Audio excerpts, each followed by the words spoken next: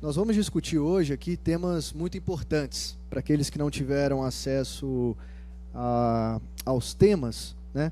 A doutora Ivana Brandão, por exemplo, ela vai falar sobre ansiedade infanto-juvenil, consequências e como ajudar. O doutor Amarílio Campos vai falar um pouco sobre depressão e suicídio infantil.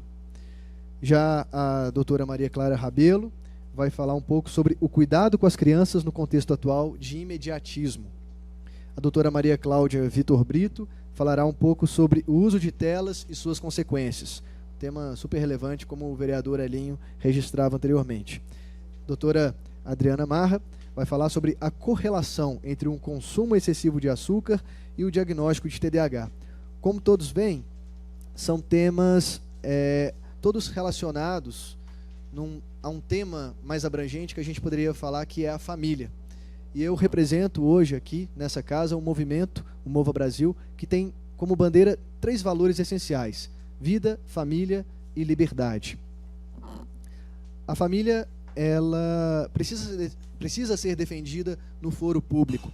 Hoje mesmo eu visitava um movimento também, Aliança de Misericórdia, e falando sobre a situação dos moradores de rua e como isso é um flagelo tão grave, né?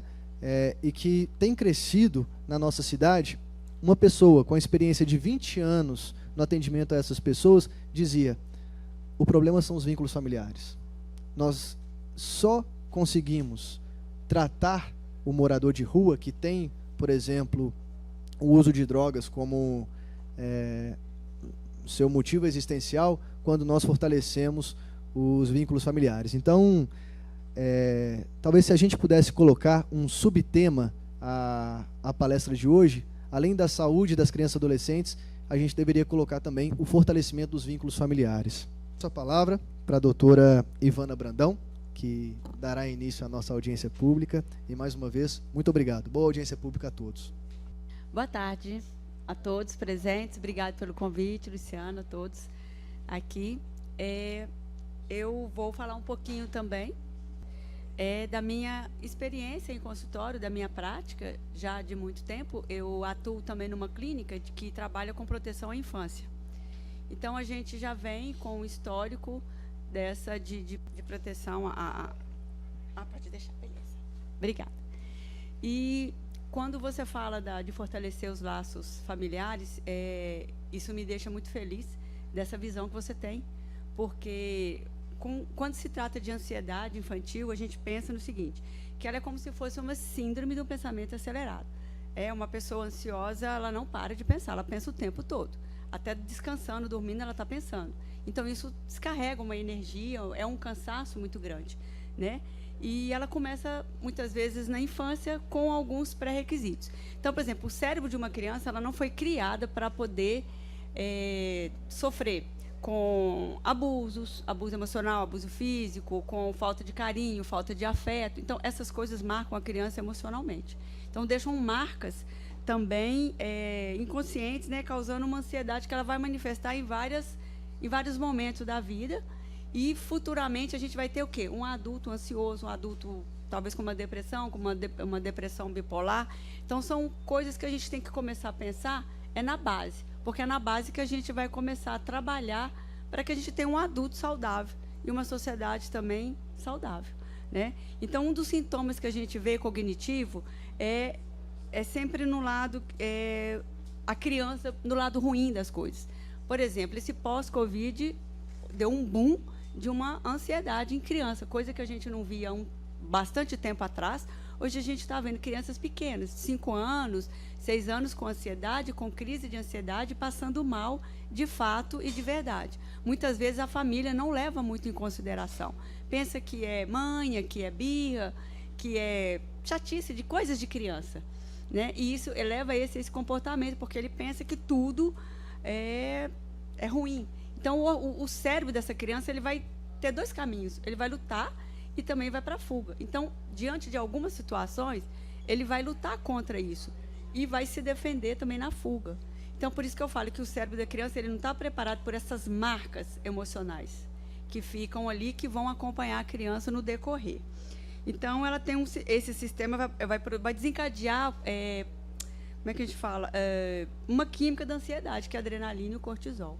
Então, o tempo todo, ela vai estar desprendendo essa energia, essa força, e ela vai estar muito cansada, muito estressada, né? Um sintoma comportamental, que são pessoas controladoras. Você vai gerar uma criança controladora, por quê?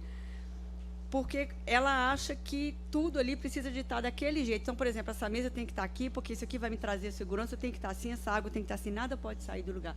Então, isso gera uma energia muito grande, isso gera um cansaço físico. Isso é muito estressante, principalmente para uma criança. Então, são pessoas que, ao se tornarem adultos, vão ser adultos controladores, porque tudo tem que estar dentro de um determinado um programa que ela criou. Os sintomas emocionais, a gente vê crianças... Tá bom. Crianças... Eu que agradeço.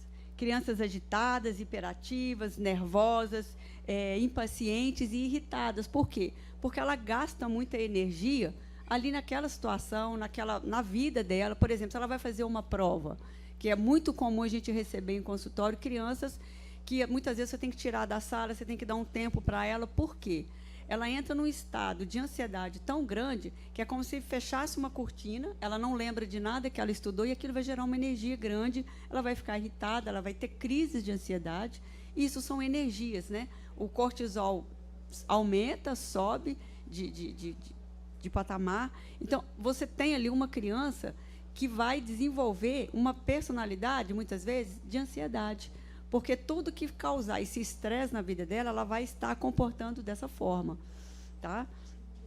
É muito comum, ela vai falar sobre TDAH, né? Então, esses sintomas de hiperatividade, de irritabilidade, muitas vezes é confundido com o TDAH. Então, tem que ser uma avaliação muito bem feita, porque às vezes você vai a um médico, por exemplo, ele vai receitar no agitado, né? A professora, geralmente, a escola manda um relatório, é agitado, não para quieto, é hiperativo, e dá uma medicação que não é própria para o problema que ela está, porque, na verdade, não é uma hiperatividade, não é um TDAH num primeiro sintoma, mas é uma ansiedade. Então, isso tem que estar muito bem esclarecido, isso tem que estar muito bem, né, discernido, tem que ser uma pessoa que tem um crivo muito bom para esse tipo de avaliação, para poder separar. Porque o que eu ouço no consultório é o quê? Ah, mas ele toma remédio para o TDAH e não resolve. Porque, muitas vezes, o sintoma primário não é o TDAH, é a ansiedade, que tem um nível muito alto. Então, a gente precisa saber o que causa ansiedade nessa criança. Outro ponto é os sintomas físicos, que são as crises que a gente chama. Então, dor de barriga, dor de cabeça, uma dor, assim, muitas vezes no peito, que muitas crianças relatam como se fosse um bolo aqui, né, uma bola que ficou entalada aqui, taquicardia, sudorese. Então, ali a criança ela paralisa, ela não consegue reagir, ela não consegue agir como ela precisa. Dentro de uma escola, por exemplo, como que ela vai fazer a prova se ela não consegue ter essa disponibilidade de acessar as suas memórias para poder fazer a prova? Ou num evento na rua, ou andando, ou no supermercado. Então, a ansiedade, na infância, ela traz esses pormenores que a gente precisa ficar muito atento, porque está constante no nosso meio, na nossa sociedade, dentro das nossas famílias. E os sintomas físicos são esses: essa falta de ar, sensação de sufocamento, palpitação, transpiração excessiva, muitas vezes problemas gástricos, crianças pequenas, né, com gastrite. E quando você vai começando a investigar, você volta lá na fase da infância, você volta lá atrás e vê que realmente é uma ansiedade que não foi e não é tratada de acordo. Então, é um sintoma mais notado, são as crises que a gente chama de ansiedade. Então, como curar isso? Eu acho que o primeiro ponto é ter uma mãe assim, atenta, sabe? Que tenha um conhecimento mínimo sobre esses sintomas, sobre essa nova transtorno. Porque a ansiedade, eu falo que assim, todos nós somos ansiosos, né? Porque eu penso que é uma forma de te dar um freio, né? Te dar uma freada. É um freio de mão que eu falo. Então, você vai passar por alguma situação, você sempre questiona: nossa, mas como é que vai ser? Né? Como é que eu vou sair? Como é que eu vou chegar? Como é que vai ser o decorrer? Então, é um medo que te protege. Mas quando esse medo ele passa a te causar um transtorno e você tem perdas significativas na sua vida, aí a gente tem que parar e observar para ver o que está acontecendo. Então, a ansiedade na infância e na adolescência, eu percebo muito isso. A gente tem os gatilhos, hoje mais do que nunca, porque a pandemia, infelizmente, né, ela nos colocou preso dentro de casa e para as crianças ficaram pior, porque elas tiveram que, literalmente, ficar dentro de casa, ficar diante de uma tela para poder estudar, aquelas que puderam fazer isso. Mas também ficaram na frente de televisão, então elas tiveram esse contato. E isso desencadeou digamos assim, um hábito, e hoje está difícil de rever esses hábitos. Então, as crianças estão desenvolvendo essa ansiedade mais cedo. Eu creio que um dos fatores hoje, no nosso momento, foi o pós-pandemia, né? São os filhos do pós-pandemia, que ela está passando, mas as crianças ficaram aí com essa defasagem no seu lado emocional. Então, a melhor forma é procurar uma ajuda. E qual seria a ajuda necessária? Seria um psicólogo, seria um psiquiatra, porque são essas pessoas que vão trabalhar com essas crianças e esses adolescentes no bem-estar dela, porque o psicólogo ele vai trabalhar o quê? Ele vai fazer a regulação emocional, vai trabalhar a forma correta de pensar determinados medos, e o psiquiatra vai entrar com a terapia medicamentosa para colocar em equilíbrio esses fatores químicos que desencadeiam esses pensamentos, digamos assim, acelerados. Né? A gente tem esse livro aí, está nas melhores livrarias, que vale a pena ler, vale a pena a gente ter esse conhecimento, porque se a gente for reparar, até nós mesmos adultos, muitas vezes a gente está andando num caminho, quando você assusta, você está tão acostumado a fazer, que parece que o corpo vai sozinho. Por quê? Porque você está andando, mas o seu pensamento está em outro lugar. Quando você assusta, fala, nossa, eu não queria passar por aqui.